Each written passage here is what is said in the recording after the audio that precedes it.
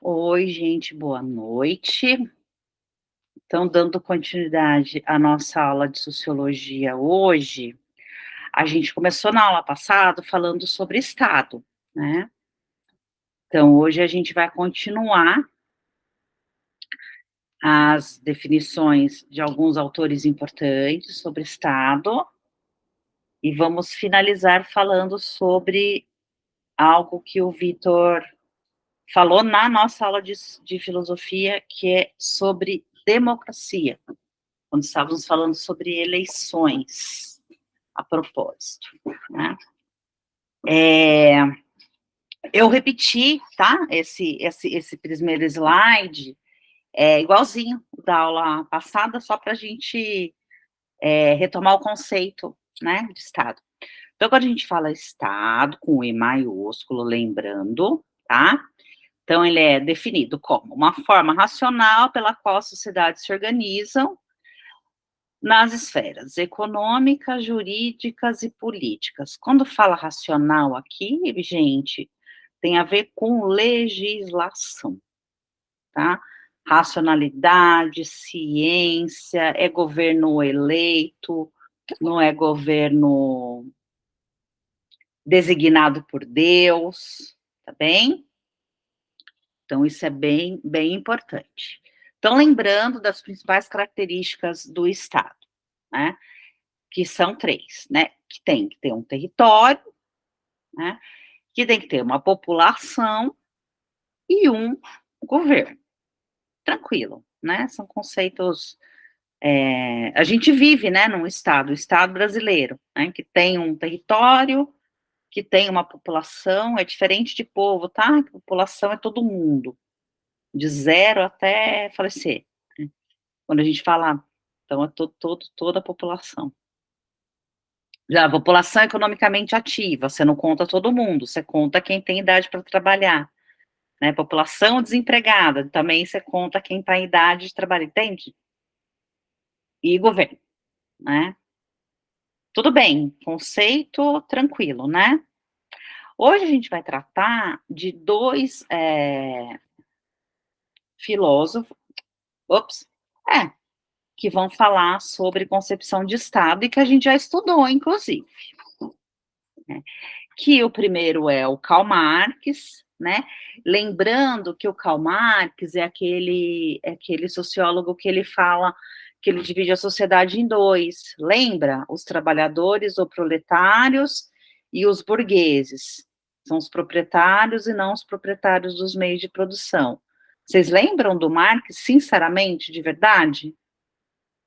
Sinceramente, de verdade, foi ótimo, né? Super redundante. Ok, perfeito. Então, lembrando, esse é o Karl Marx, né?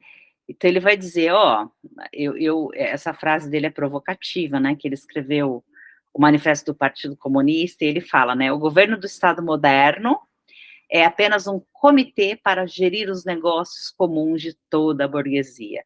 Bom, Marx era um crítico ao capitalismo, né? Para relembrar, né?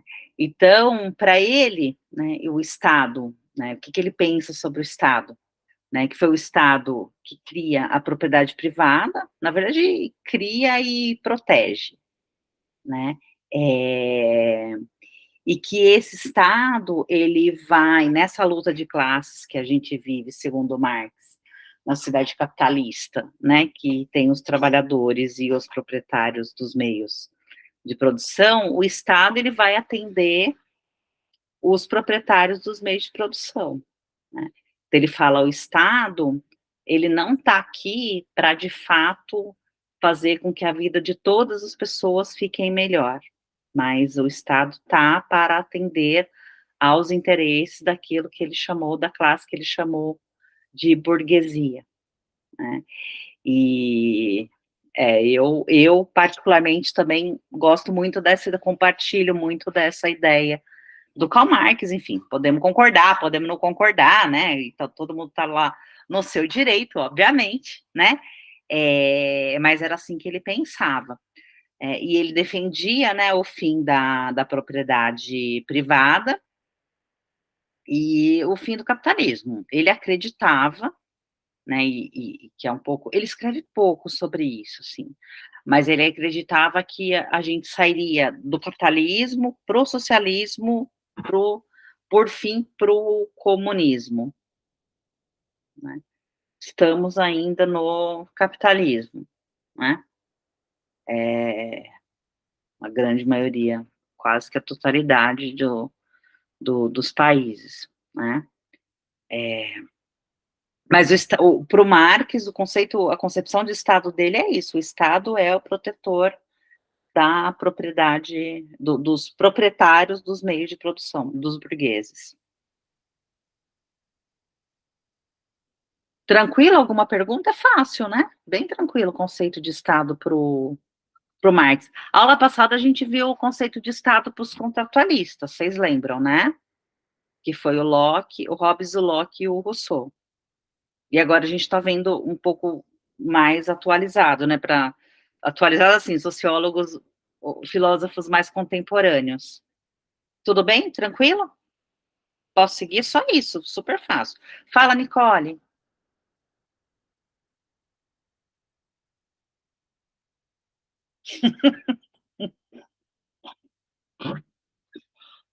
Você fala.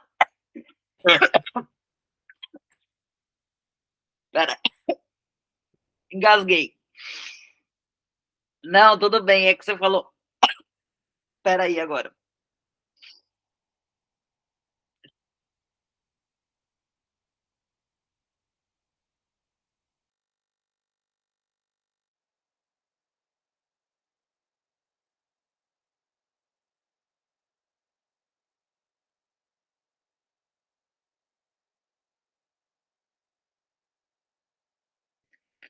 Mulher, se escreveu sem querer, eu tava com o gole d'água dentro da boca, engasguei.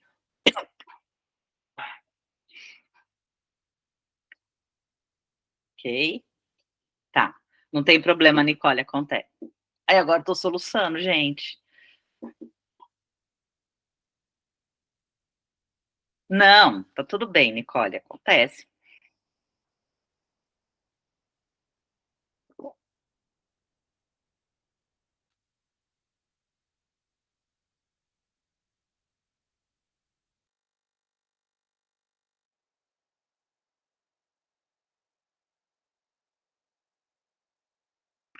Vai, eu vou falar, eu vou começar a falar, é que eu tô soluçando, não sei se vocês estão percebendo. Parem de rir de mim. Ai, tô soluçando. A culpa da Nicole. Vamos lá.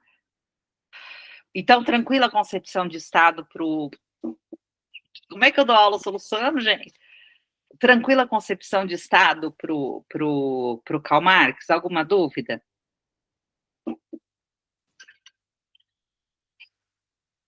Vou seguir, vou tentar. Senão eu vou tomar água lá com a colher. Que eu não sei qual é a explicação científica, mas funciona. Eu vou tomar água com colher, gente. Espera aí, não dá, tô soluçando. Minutinho. Pausa. Vou deixar gravando.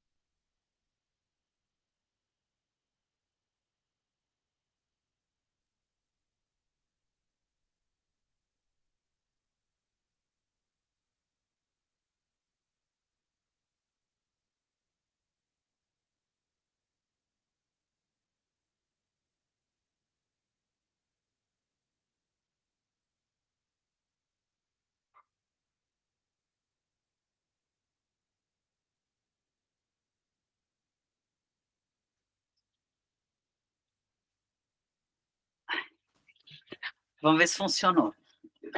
Não funcionou. Vamos lá, vai assim mesmo, daqui a pouco passa.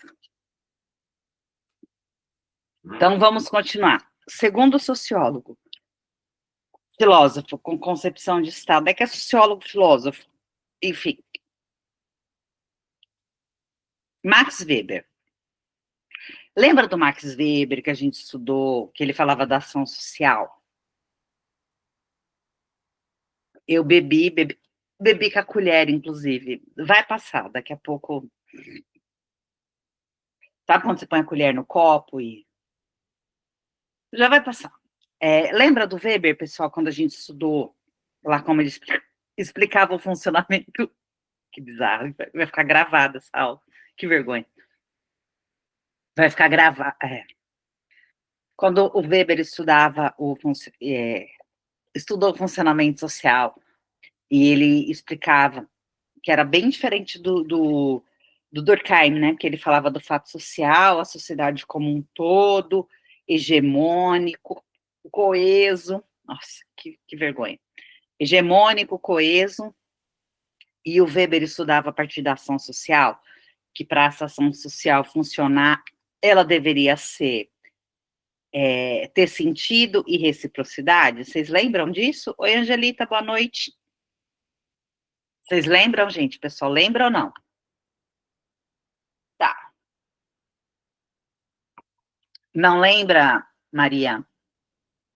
Tá, então volta lá nas aulas, a gente estuda a concepção de sociedade para Karl Marx, para Max Weber e para Emile Durkheim. Então, volta nessas aulas que estão lá gravadas, aí se você tiver dúvida, a gente retoma. Tá bom? Tá bom? Perfeito. E aí o Weber vai dizer o seguinte, ó, o Estado, qual é a concepção de Estado para ele? O Estado é aquele que possui o monopólio da violência legítima, ou seja, o Estado, o governo, os governos, eles podem, são legitimados, ou seja, são reconhecidos como os verdadeiros representantes para o uso da violência, caso seja necessário. Por exemplo, no caso dos estados hoje, dos governantes hoje, quando existe alguma situação de atrito, como é que o Estado vai fazer o uso dessa violência? A partir, usando as forças militares, da polícia e das forças armadas. Então, vamos lá. Hoje eu acordei, saí de casa, fui assediada por um cara na rua. Maria Cecília, pessoa física, utilizar de violência para dar uma sova nesse cara que me assediou no meio da rua? De acordo com Max Weber, não. Eu teria que me reportar ao Estado, que seria o quê? Ir para uma delegacia da mulher fazer uma queixa. Entende? Então, é o Estado que tem esse uso legítimo da... Tá ótima essa aula. Depois eu não vou eu não vou assistir depois, que eu não quero me ver passando esse vexame. Então, o Estado tem o monopólio desse uso da violência, não a gente como cidadão comum, com uma exceção, no caso da autodefesa. Então, se a minha vida estiver ameaçada, eu posso fazer o uso da violência. Caso contrário, esse uso só é permitido, autorizado e legitimado para o Estado. Tranquilo? Vou tentar os 3 goles d'água, porque tá horrível esse soluço.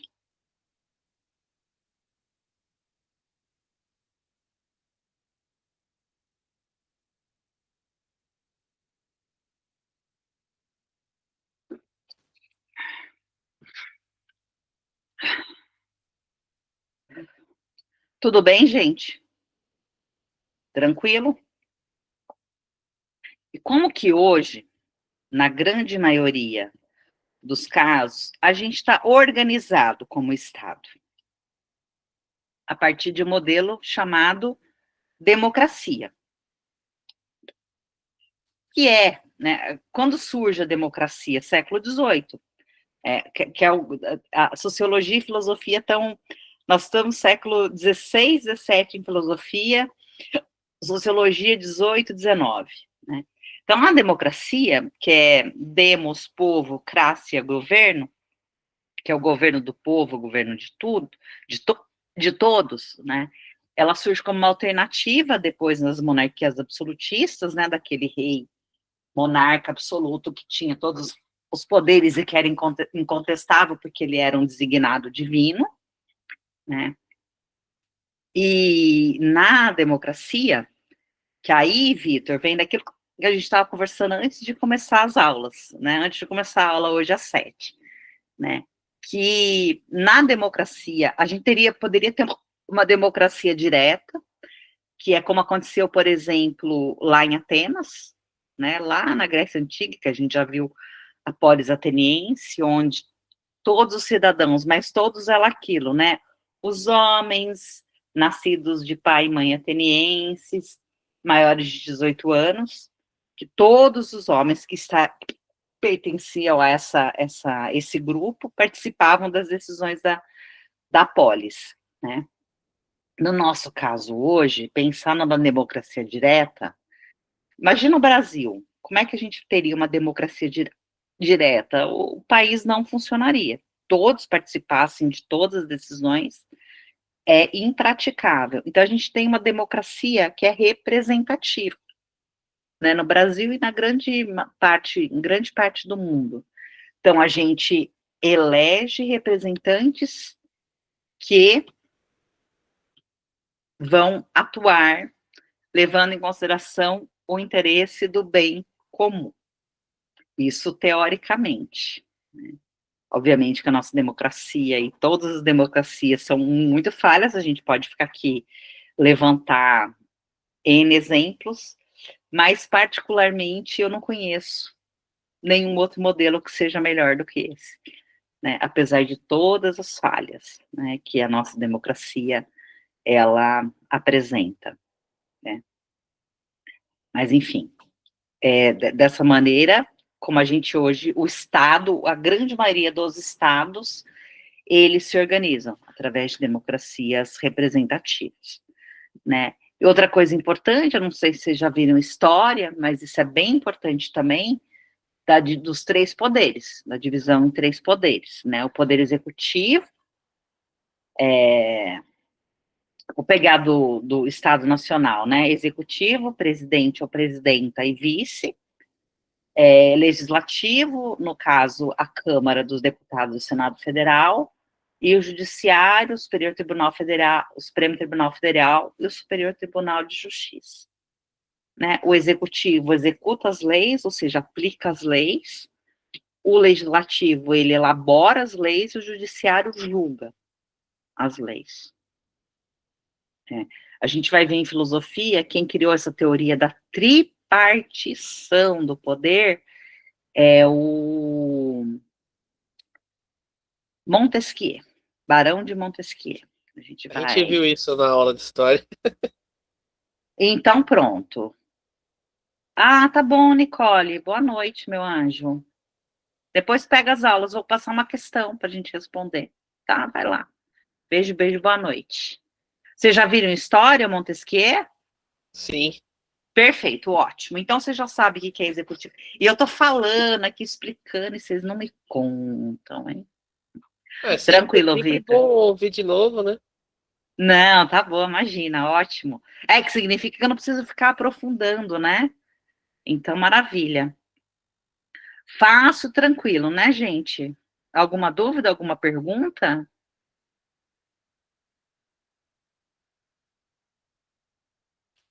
O silêncio significa que é não. Então, já aprendi a interpretar vocês. Ah, só tem uma questão. Só tem uma. Mas recentinha, hein, ó, 21. Enem 2021. Vamos lá. Numa democracia representativa, como é o Brasil, o direito de votar para a escolha dos governantes, que irão ocupar os cargos do executivo e do legislativo, é um dos direitos fundamentais da cidadania. Na impossibilidade de participação direta do povo nas decisões que deverão ser tomadas a respeito de questões da máxima relevância para o interesse público, a escolha de representantes para o desempenho dessas tarefas foi o caminho encontrado para que as opções reflitam a vontade do povo.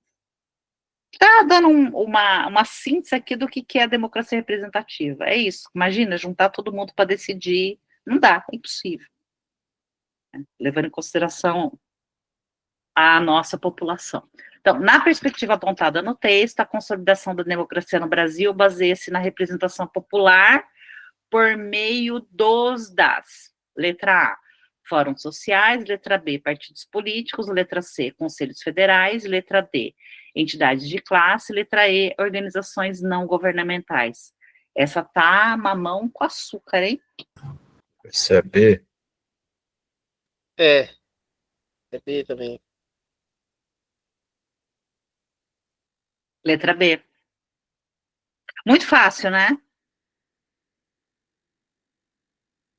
E assim, cai Enem, cai assim, geralmente ou pode cair uma charge. Lembra quando a gente fez sobre direitos sociais, que caiu aquela charge? Que tem a ver também com democracia, mas estava falando de direitos sociais. Foi aula de cidadania, não foi? Foi. Foi. Deixa eu pegar aqui.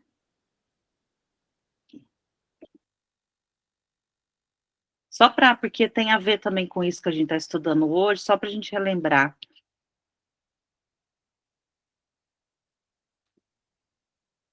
Ai, estou me sentindo agora que eu sei mexer. Aqui, ó.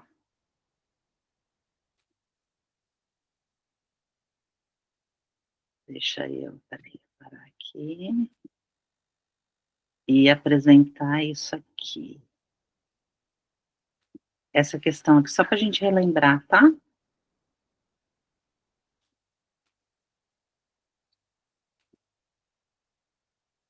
Ai.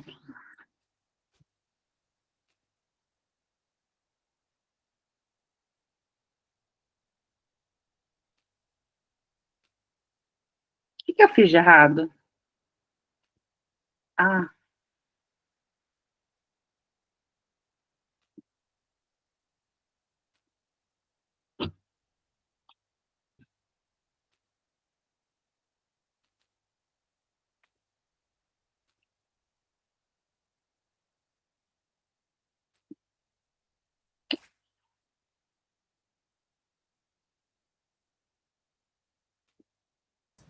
Professor, oi. você vai passar mais alguma coisa? Não, só eu queria só voltar nessa questão, porque tem a ver com o que a gente estava conversando agora, Pedro. Mas É não. que, é que eu vou precisar sair, então. Vai lá, meu anjo. Boa noite, viu? Boa noite. Até Boa noite. semana que Boa noite vem. a todos. Só para. É porque eu não queria perder. Não queria perder, porque caiu uma questão do Enem aqui, ó. Dessa charge, né, que a gente viu. Fala, né? Todo brasileiro tem direito à moradia. Agora lê aquele pedaço bonito que fala de comida, saúde, aí fala, né, a questão, discussão levantada na charge, publicado logo após a promulgação da Constituição de 88, faz referência ao segundo, o seguinte conjunto de direitos. Não está falando exatamente de democracia, mas aos direitos sociais, né, mas que tem a ver com esse período democrático, enfim, eu dei uma juntada aí, não sei se ajudou ou atrapalhou. Eu lembro dessa questão aí. Porque está na aula de cidadania, que depois vocês voltarem, dá para pegar. Mas tranquilo, gente? Ah, nem foi, ó, 8h32. Tudo certo e nada errado, professor. Alguma pergunta, alguma dúvida? Da minha parte, não. Não. Angelita, Maria? Não. Então, tá bom. Então, obrigada. Bom final de semana, boas eleições. Mas já, ó, estourou bastante, mas tá ótimo. Bom final de Aula, semana, boas aula eleições. sensacional hoje. Como é que é? Aula sensacional hoje foi. Ah, obrigada. Que bom, fico feliz. É bom. Vote com consciência sempre, é muito importante, né? É. E um beijo, gente. Obrigada. Obrigada mesmo. Até sexta que vem, sextaremos novamente por aqui. Boa Sem noite, soluço. Pro. Boa noite, beijo, beijo, beijo. Até semana que vem.